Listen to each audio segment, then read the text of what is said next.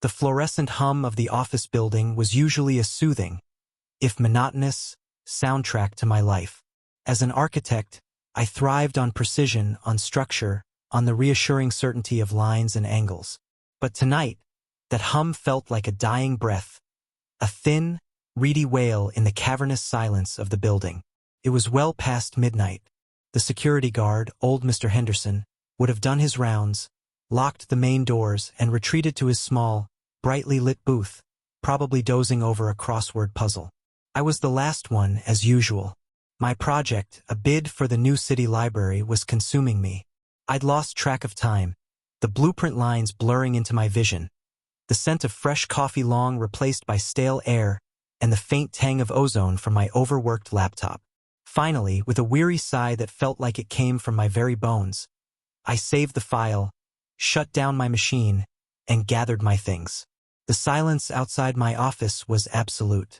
No distant chatter, no clatter of keyboards, not even the phantom echo of someone else's footsteps. Just the low thrum of the building's circulatory system. The air, usually crisp from the ventilation, felt thick, stagnant, as if it had been exhaling one last breath since everyone else left.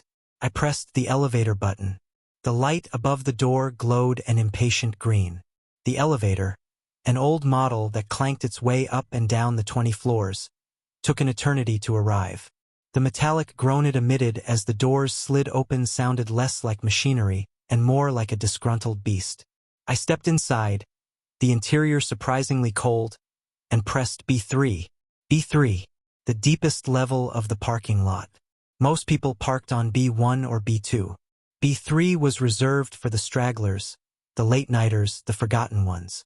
It was a vast, sprawling concrete labyrinth, perpetually dim, even with the lights on. Tonight, as the elevator descended, I felt a knot tighten in my stomach. The descent always felt longer to B3, as if it was traveling into the very bowels of the earth. The light inside the elevator flickered, once, twice, plunging the small space into momentary darkness before sputtering back to life.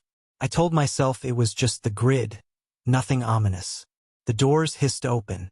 The air that greeted me was different down here.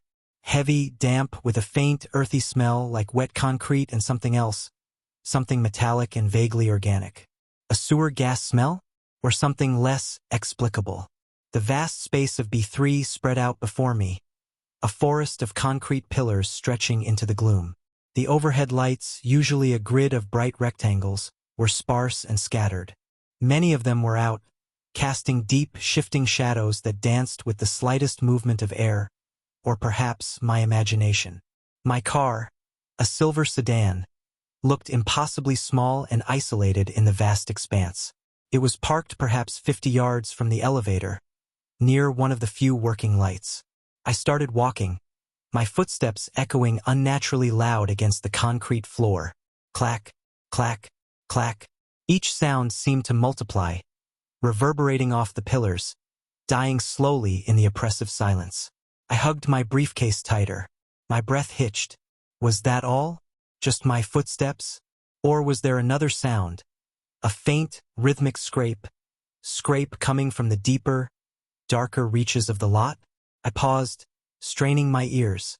Nothing. Just the hum of the building and the frantic beat of my own heart. Just tired, Liam? I muttered to myself, the sound of my voice swallowed instantly by the vastness. Overworked and underslept. I reached my car, fumbling for my keys. My hand was shaking slightly.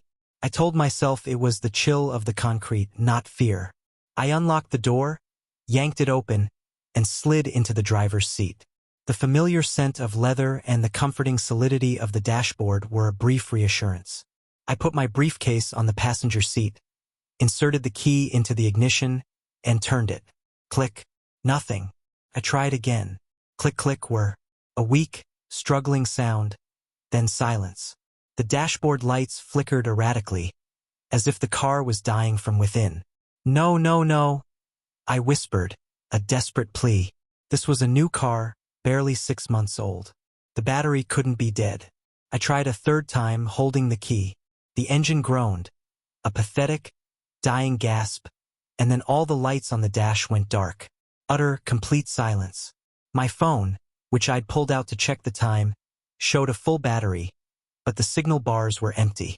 No service. Of course, B3 was always a dead zone, but tonight it felt like an intentional severing from the world. A cold dread began to seep into my bones, a much deeper chill than the concrete floor could provide. I was trapped. I took a deep breath, trying to think logically. Battery issue. Jumper cables? I didn't have any. The security office was on the ground floor. I'd have to go back up. Stepping out of the car, I felt exposed, vulnerable. The silence of the parking lot was no longer just empty. It felt loaded, like it was holding its breath, waiting. The air, already heavy, grew colder. A shiver ran down my spine that had nothing to do with ambient temperature. Scrape, scrape. This time there was no mistaking it. The sound was distinct, close enough to differentiate from an echo.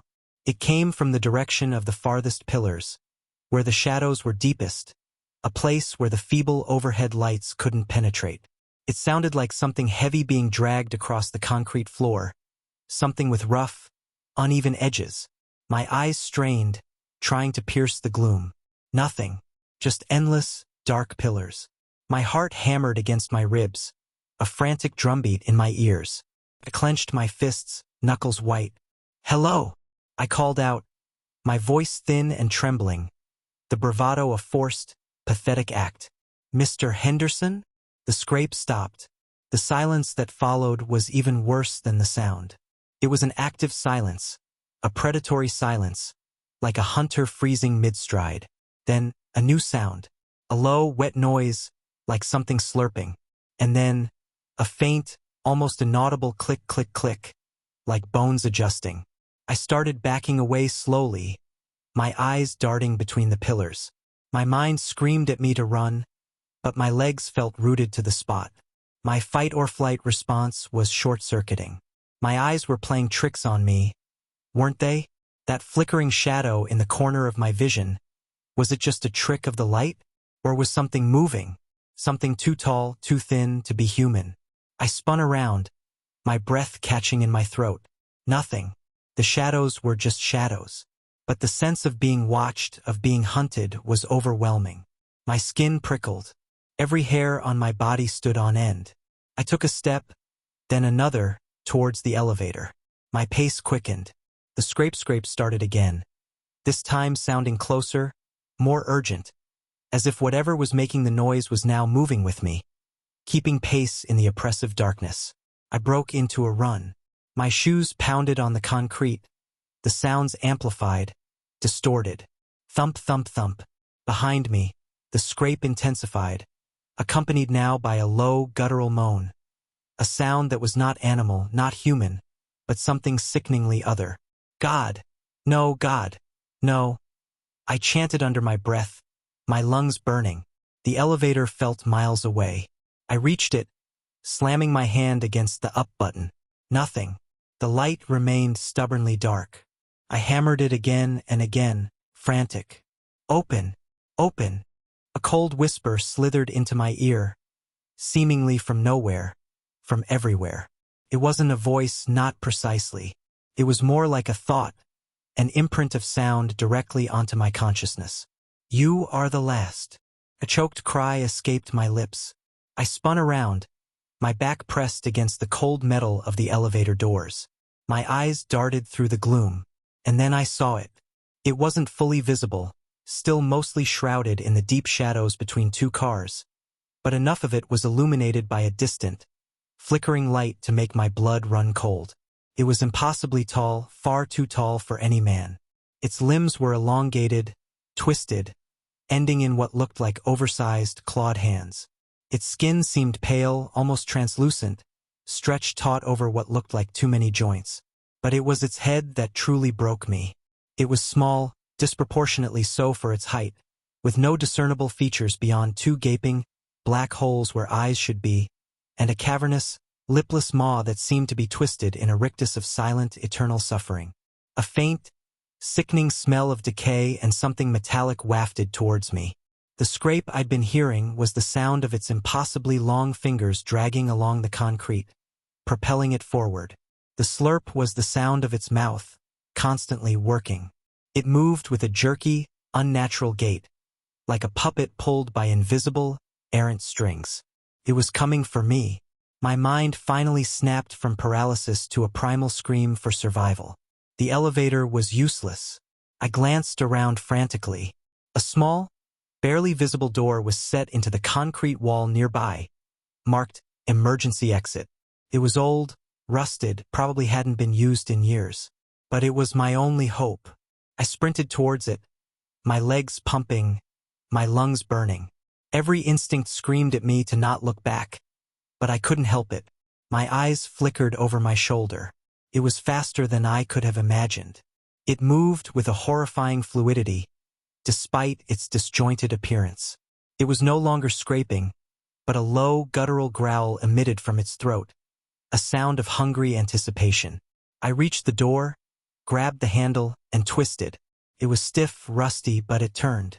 I threw my shoulder against it, and with a groan of protest, it opened a crack. Enough! I squeezed through the narrow gap, tumbling into a pitch-black, cramped space. It smelled of dust and damp. I heard the creature slam into the metal door, the impact echoing through the small space. A low, frustrated moan reverberated against the heavy steel. I was in some kind of service tunnel or perhaps a disused stairwell. It was utterly dark. My phone was still dead. I fumbled for the light switch, my hands shaking so violently I could barely control them. No switch. Or perhaps it was removed. Behind me, the metal door began to creak, slowly, agonizingly, inward. The scrape of those dreadful fingers was audible again, feeling for purchase on the concrete. Panic renewed. I stumbled forward, blindly feeling my way along the rough concrete wall. The air in here was even colder, thinner. My fingers brushed against something metallic and cold, a fire extinguisher.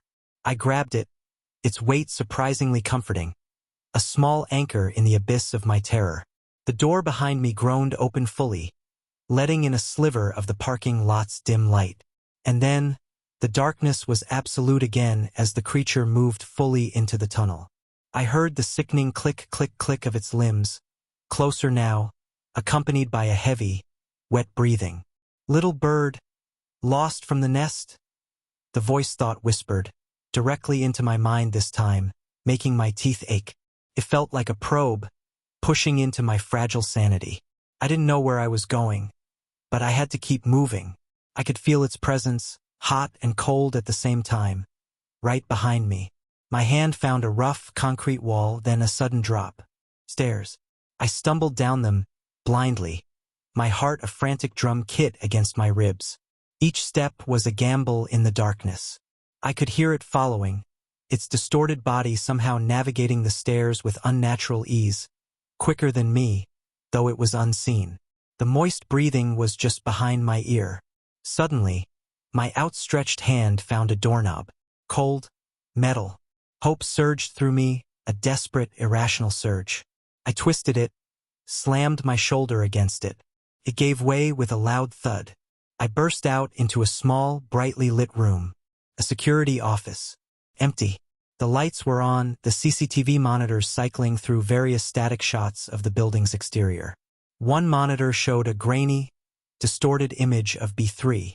My car was there, empty. And in the background, a tall, distorted shadow was moving, fading in and out of view. I slammed the door shut behind me, fumbling for the lock. It was a simple latch, nothing designed to hold back a monstrous entity.